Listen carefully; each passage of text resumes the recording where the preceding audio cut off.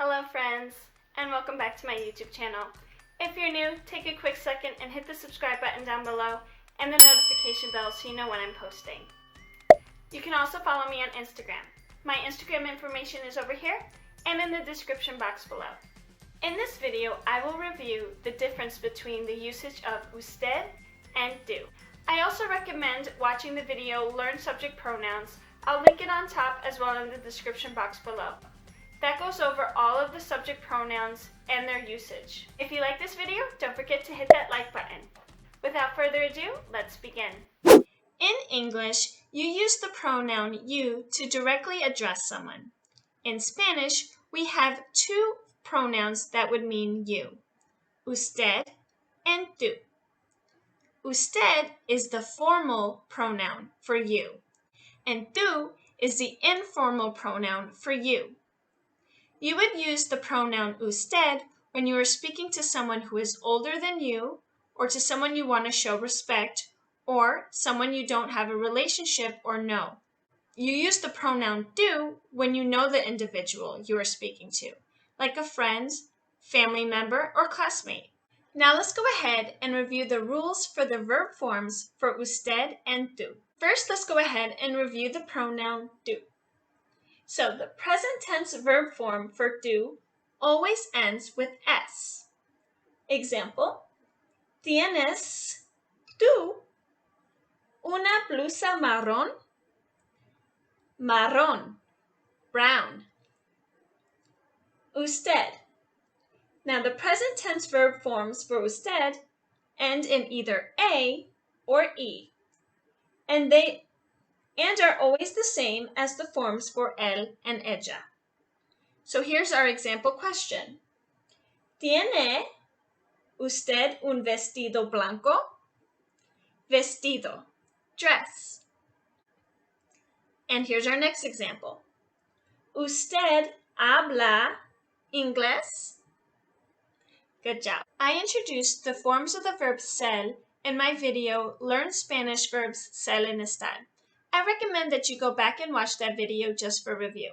Now we will review the form ser for tú and usted. So let's start with tú.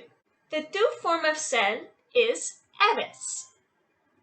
The usted form of ser is es. And here's our sample sentences. Tú eres un buen amigo.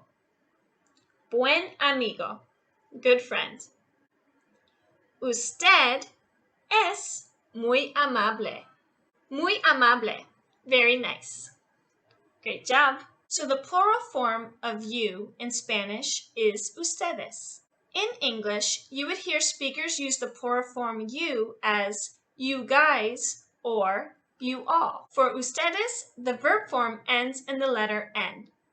Let's take a look at an example. So here's our question sample.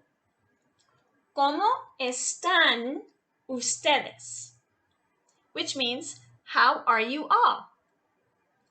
¿Cómo están? And at the end, ustedes. Good job. Now let's go ahead and practice choosing the correct form to use for each statement. All right, so here's our first sentence. Una amiga de su clase de español. Clase de español, Spanish class. Okay, so una amiga, we know, is a friend who is a girl.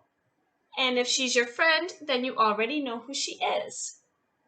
So would we use the form tú or usted if we know the individual? Good, tú. All right, so which option is the correct choice? ¿Tiene usted dos clases hoy? Do you have two classes today? Or ¿tienes dos clases hoy? So which form would we use if we know the individual? Correct. B. ¿Tienes? Remember the rule for tú? We would use the S at the end for the verb form. ¿Tienes dos clases hoy? This is an informal question. Good job. Now let's go ahead and practice this example. La recepcionista, the receptionist. Let's say this is the first time you're meeting la recepcionista. Which question would we use to ask how they are doing? Formal or informal? Let's see. ¿Cómo estás?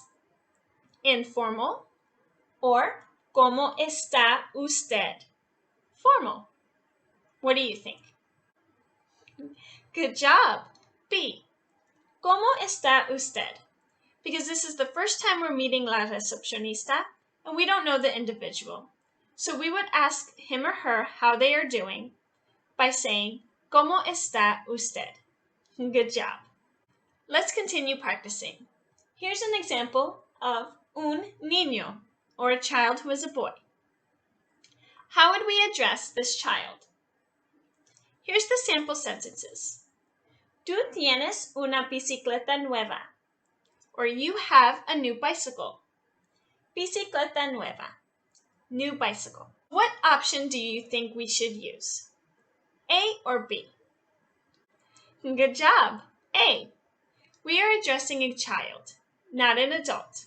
So we would use the informal pronoun tú. Tú tienes una bicicleta nueva. Good job. Let's go ahead and look at our final example. So, un vecino de 70 años. So we have our new word vecino, or neighbor. And it says, a neighbor who is 70 years old. So, let's say this neighbor asked you how you were doing, and you're responding, I'm doing well, and you. Which choice would you choose? A or B? Good job. B.